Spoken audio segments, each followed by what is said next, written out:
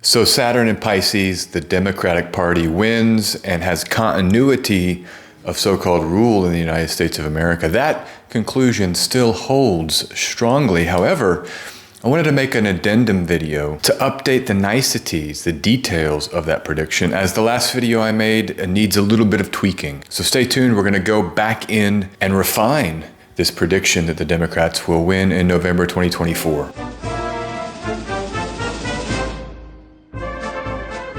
Okay, all right, thanks for being here. This is S.J. Anderson. Welcome to my channel. Talk about astrology here. And, sometimes astrologers, we get a general sense of a conclusion we make or speak publicly, and this is all fields, it's not just astrology, but maybe details get overlooked or some of the details are missed or not quite as accurately conveyed. And yes, in this video, go back and update, and you might say correct, some of the details on the ground relating to this prediction I made. So this video I did recently, Democrats win November 2024, and I broke down why I think the Democrats are going to win in November 2024, and it has to do with Saturn and Pisces. You may be interested in why you're making this secondary video, SJ, and I just want to assure you the high-level conclusion of that first video, that Saturn in Pisces is a continuity transit for U.S. presidential election cycles. This conclusion holds strongly. And if you're not interested in the details here, just X out of this video. You can wait till my next video. But if you are interested in the details and maybe the specifics here, you'll find this video interesting. These fine points need tweaking, and that's what I'm about to do here. So let's just go back to the original conclusion. In that video, I said, quote, the only 3 elections while Saturn was in Pisces in the last 150 years were parties in power staying in power, and the last 2 were Democratic Party wins, Roosevelt and Clinton. This was an error. This is where the error happened in the video.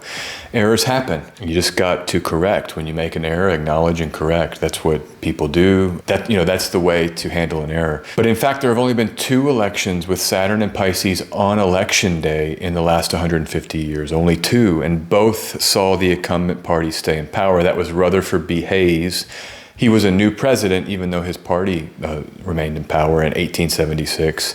And then FDR, re-elected. He was first elected in 1932, re-elected in 1936. Saturn was in Pisces on election day. Clinton, this is where the error happens. This election of Bill Clinton in 1996 does not have Saturn and Pisces on election day. Saturn had moved into Aries. And so this is the key correction that we'll have to make here in the video. The other original conclusion was this: in the last 150 years, whichever party took over last before Saturn entered Pisces remained in power during all of Saturn and Pisces. And then I listed these long stretches of a party being in power. So this was a true statement. This is an accurate conclusion. However, so it's trivial in the case of the 1992, 1996 elections because Bill Clinton is elected in 92 and Saturn is in Pisces the whole of Bill Clinton's first term. And then Saturn leaves Pisces before the election of 1996. And so we have a case where Saturn is in Pisces during the whole term of a president. And so, of course, the party that takes over before Saturn enters Pisces remains in power all of Saturn and Pisces because there was no election in this case. But there's some tweaks here that explains why Saturn and Pisces is still a continuity transit in this mid-1990s case, namely the Aries ingress shows Saturn and Pisces. I'm gonna break that down in this chart. Why Saturn and Pisces is still a continuity transit. I'm just gonna tweak and rephrase these conclusions so that they're completely accurate. This is my job as an astrologer, and when I make statements like this, you have to refine with accuracy. And so other people are watching this can come back and see these 2 videos. I mean, this election season stuff is going to ramp up. I'm sitting here June 23rd of 2023. The election season is just ramping up. We have a full 18 months or 15, 17 months, whatever it is. And it's only going to get more in terms of a fever pitch. It's only going to pick up. And so I have to come back here and put on record the specificity of these conclusions for people to examine this, as many probably will or some will. So here are the new additional conclusions, the tweaked conclusions. I'm just going to read them here off the slide. You can have them see them here on the screen. The only 3 elections while Saturn was in Pisces in the DC Aries ingress, the year of the election, or any Aries ingress because it's the same all over the world, in the last 150 years, saw parties in power staying in power, and the last 2 were Democratic Party wins. And this is where you get the R.B. Hayes, 1876, FDR 1936, and then Clinton 1996. Saturn moved out Pisces for good before that election in 1996, but was in that Aries ingress. And this is an important point because a lot of astrologers, I've had people, big astrologers online, and when I've engaged sometimes in mundane conversations, they'll come back and say, it's the Aries ingress, that's what you have to look at. Some astrologers really feel strongly that the ingress chart is the key chart. And you remember the last video, we looked through that ingress chart and delineated it some to try to understand what it might be saying in terms of this prediction. So it makes sense we would come back to the ingress chart, check Saturn and Pisces, and you see the same pattern. Saturn and Pisces is a continuity transit, even in the mid-90s election of Bill Clinton, the 1996 election. Second conclusion, if Saturn was in Pisces exclusively during a term, a presidential term, that party in power wins another term. It's an easy conclusion. And this is, again, in the last 150 years, 1905 to 1908, Theodore Roosevelt's second term, his final term, the Republican Party stays in power. And then, of course, Bill Clinton, it was 1993 through 1996, Saturn and Pisces. Bill Clinton's first term, the Democratic Party stays in power. So there's something here with the conclusion where we can just say, was Saturn and Pisces during a term? Then if yes, you get another term for that party. Third tweaked conclusion, if Saturn was in Pisces during part of an earlier term and part of a potential extended term or following term, the party already in power secures the additional term. And this is the R.B. Hayes, 1876 through 1880, FDR, 1936 to 1940, and then LBJ, 1964 to 1968. And so these are the more specific, refined conclusions that I think are just as interesting, support the same larger idea, which is Saturn and Pisces as a continuity transit, and supports the same predictive conclusion that the Democratic Party stays in power in 2024, whether that be Joe Biden, Kamala Harris, RFK Jr., Gavin Newsom has surged here recently since I made that last video. A lot more talk of Gavin Newsom. Doesn't matter. Democrats win. That's the key point of the video. Another way to say it is once the nominees are clear, my prediction will just morph into the prediction for that specific candidate. But we don't know that candidate yet. And so the prediction just remains general right now that the Democratic Party wins. All right, this might be where it's boring. Skip through this section if you don't want to see this, but I'm going to refine again, going back through the dates of these last 5 elections before this election. And so these 5 elections are the all Saturn and Pisces elections over the last 150 years. We're going to check them out. So let's start. Rutherford B. Hayes, the election date is 7 November 1876. The Aries ingress that year was on 20 March. Saturn was in Pisces. The party of Rutherford B. Hayes, the Republican Party, wins re-election. Hayes is a new candidate but takes over for Ulysses S. Grant. And Saturn was in Pisces across those 2 terms. It first enters Pisces at the end of Grant's second term, and then extends in Pisces during part of Rutherford B. Hayes' first term. So you can see those conclusions fit here with these dates. Next, we jump ahead to the election of 1904. That election was on 8 November 1904. The Aries ingress that year did not have Saturn in Pisces. The Aries ingress had Saturn in Aquarius. Saturn first enters Pisces on 13 April 1905 during Teddy Roosevelt's second term here, the first elected term, but his second term. And it stayed in Saturn and Pisces the whole of this term of Teddy Roosevelt's first elected term. Saturn was in Pisces across 2 terms? No. But the party in power during that period where Saturn was in Pisces remains in power because in 1908 you have an election and Howard Taft wins. William Howard Taft takes over, also with the Republican Party, so you have that continuity. And Theodore Roosevelt, Teddy Roosevelt, is not elected, is not the nominee for the Republican Party. If you look at the Aries ingress of 1908, you do not have Saturn in Pisces.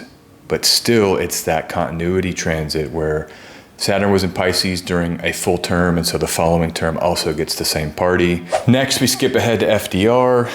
Election date, 3 November 1936. The Aries ingress, 20 March 1936, has Saturn in Pisces. So boom, party in power stays in power. Of course, he wins re-election. Saturn first enters Pisces 14 February 1935, and so it is in Pisces across both of these terms. So again, both of those conclusions are applying here, and we get that continuity, Saturn and Pisces as a continuity transit with FDR. Skipping ahead, 1964, 3 November is the election date. Aries ingress. Saturn is not in Pisces on 20 March 1964. Saturn is back in Aquarius. Saturn first entered Pisces 24 March 1964 during LBJ's first term, not elected.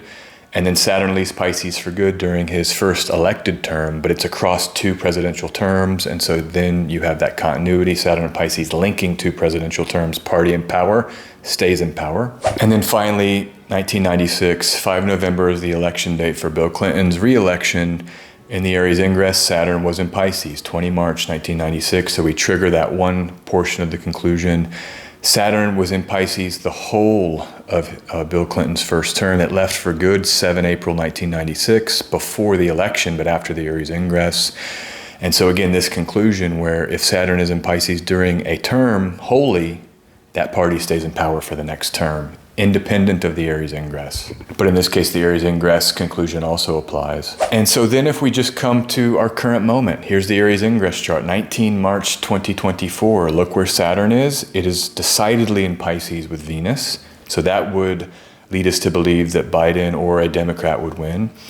And then the second conclusion, if Saturn was in Pisces during part of an earlier term and part of a potential extended term, the party already in power secures the additional term. Just like in 3 elections here in the last 150 years, that would also lead us to believe that Biden or the Democratic nominee would win, because Saturn entered Pisces during Biden's first term. Saturn will leave Pisces during Biden's second term, or the Democrat's second term, or the term following Biden's first term, because we don't know who's going to win yet. And so then just to come back, I always pull betting odds. Always, when you're trying to make a prediction. Sometimes there's this idea that astrologers can only use astrology and then that's it.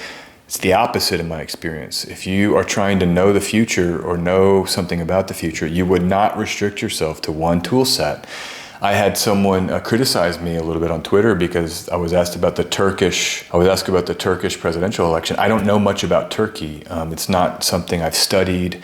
And I told them that. I was like, listen, way too much for me to do. I can't study Turkish history and go into the history of elections and the changes in governance. I can't do that. But I said, hey, here's a stand-in, a shortcut. Always look at betting odds. And I pulled up, and Erdogan was way favored to win by the bettors.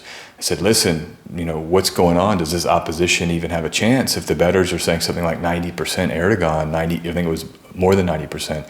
And that person got a little frustrated with me, thought I was like mocking him or joking or something like this. And I had to tell him, listen, I'm not. The bookies know the odds. They are making money. That's how they make money, is getting the odds right. And so you always want to check election betting odds to see where the money is saying the result will be. And in this case, you can see it fits with the astrology. For the US presidency, it's 35.1% chance Biden is reelected, and that it is a 70% chance he will get the Dem nomination. And you've got Newsom and RFK second and third, but this is showing the Democrats are ahead if it's Biden. And yeah, that's just important to note. I mean, this can change dramatically and it will be sensitive. Like, let's say Biden goes out and there's a replacement. This could be tweaked. There might be a Republican in the lead at some point. All of it is possible. I would be checking this leading up to the election day. And on the day of the election, it can really gyrate. But still, it's worth pointing out that the gamblers currently support this same conclusion. So this is a short addendum or update video to my presidential election video from before. And it's important to do this so people can come and see the real specific fine-tuned conclusions. I'm going to link this video in the comments and in the description of the other one for cross-reference. So take care out there and enjoy summer 2023, especially before Venus is station retrograde here coming up. You can always go to my website, sjanderson144.com, and check out my reading schedule there if you're interested in natal chart reading. And other than that, I'll talk to you very soon. Take care.